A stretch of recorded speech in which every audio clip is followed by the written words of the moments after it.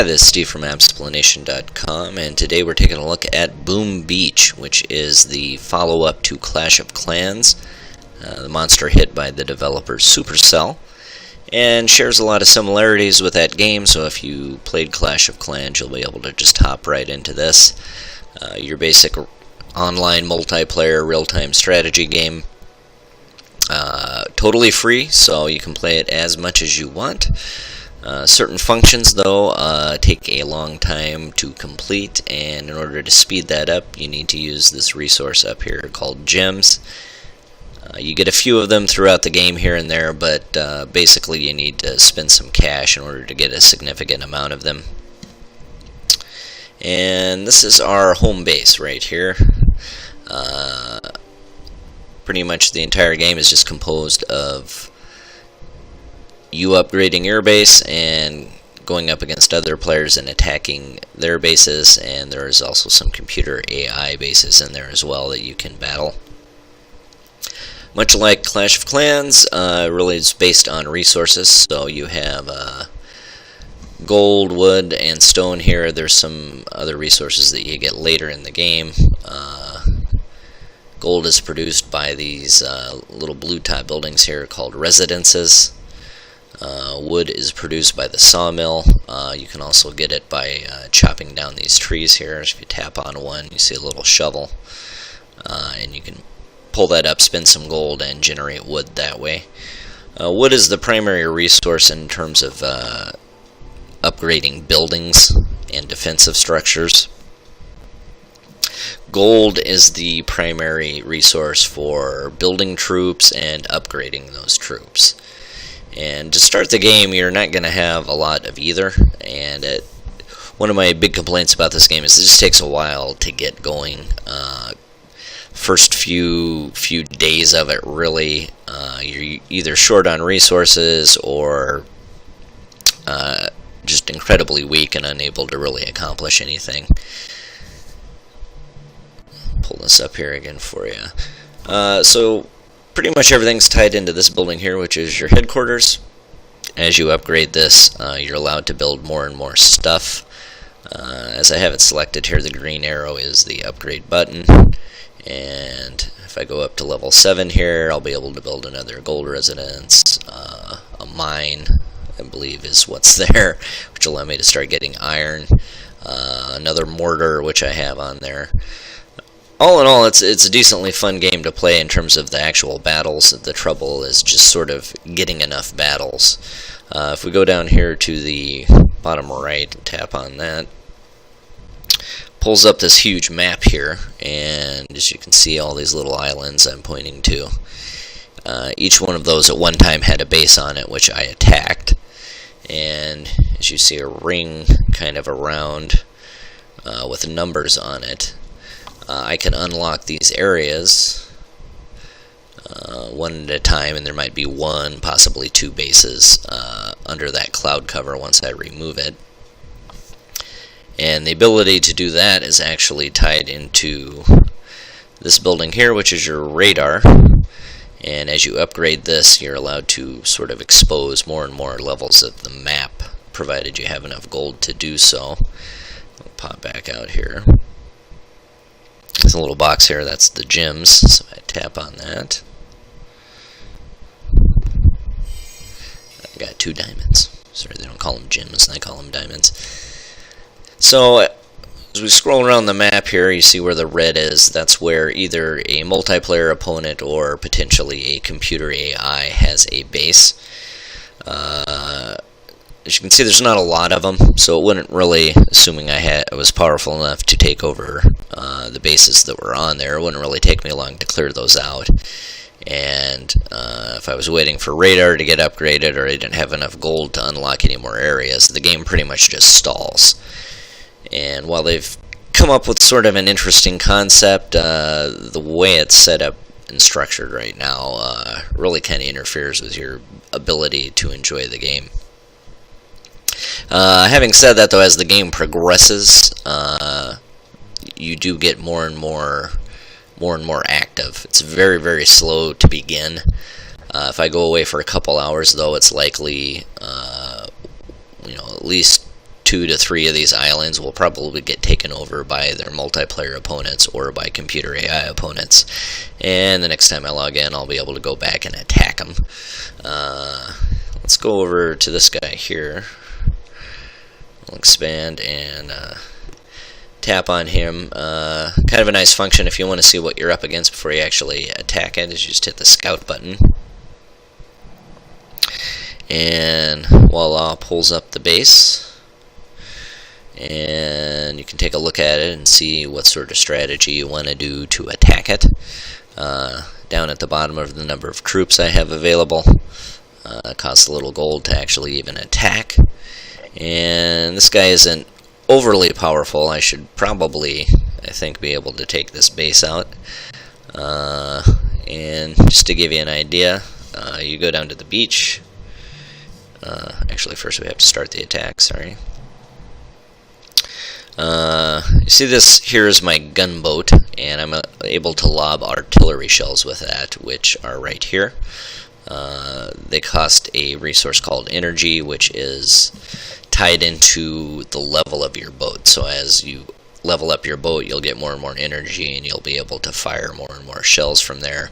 You can also kind of put a flare to direct your troops, which is something you can't do in Clash of Clans, which is kind of nice. And then also to heal a unit on the ground there. So I'm just gonna start throwing them out here. And start blasting with my gunboat. This isn't how I would normally approach an attack, but just kind of wanted to give you a quick overview of the gameplay, so I just figured I'd throw them right out there.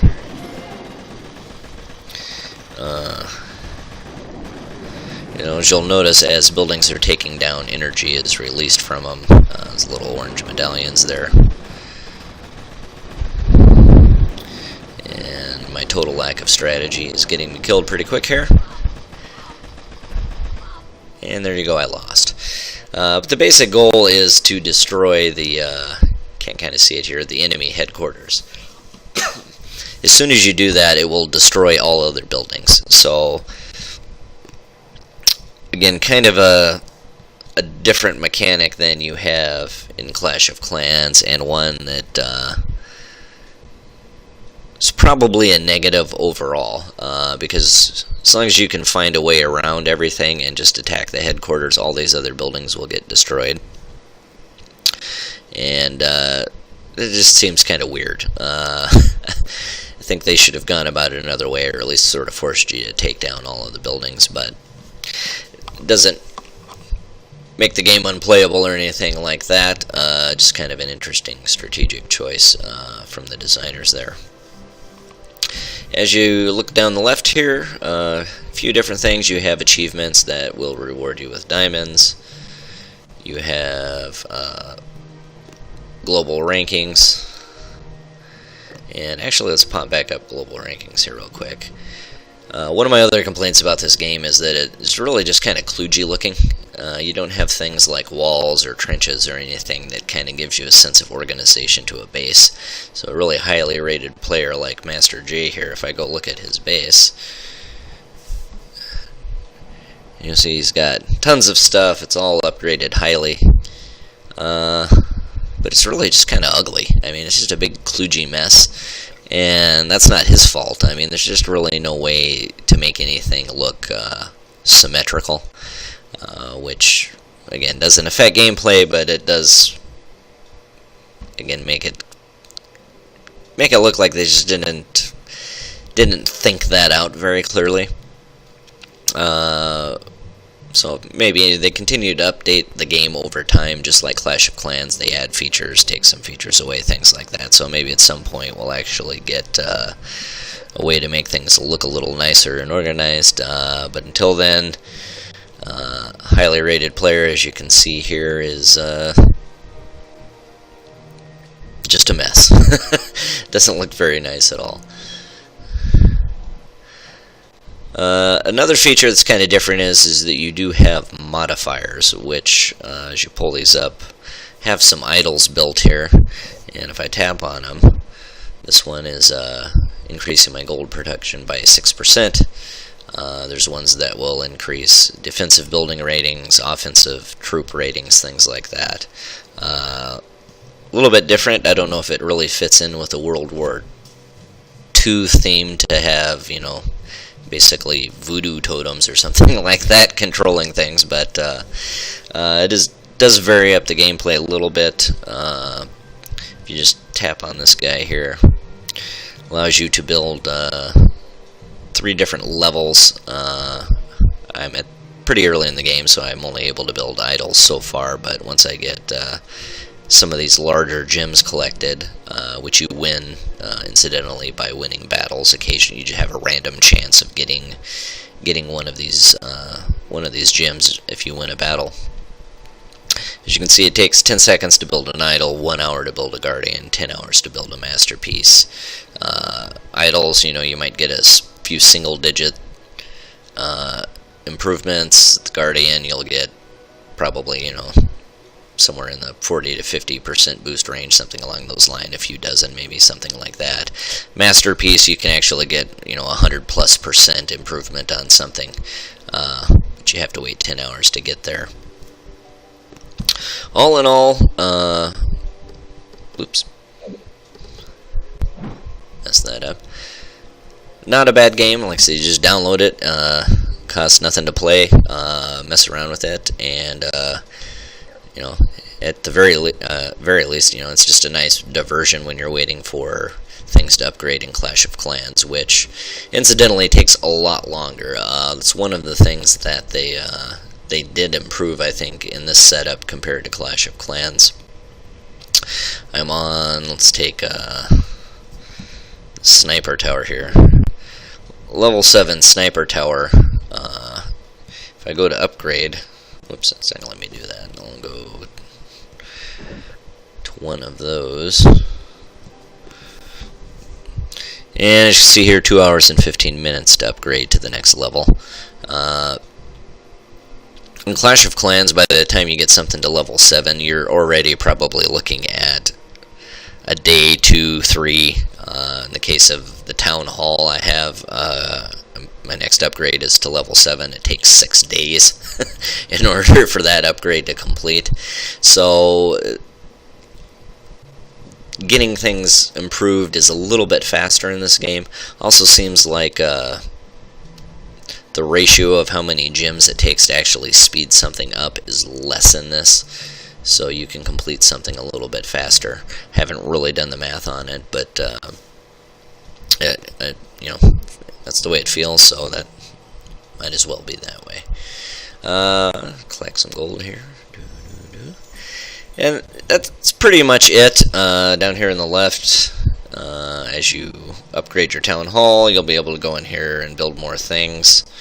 A couple more upgrades away, you get a submarine which is able to dive to the bottom of the ocean for resources.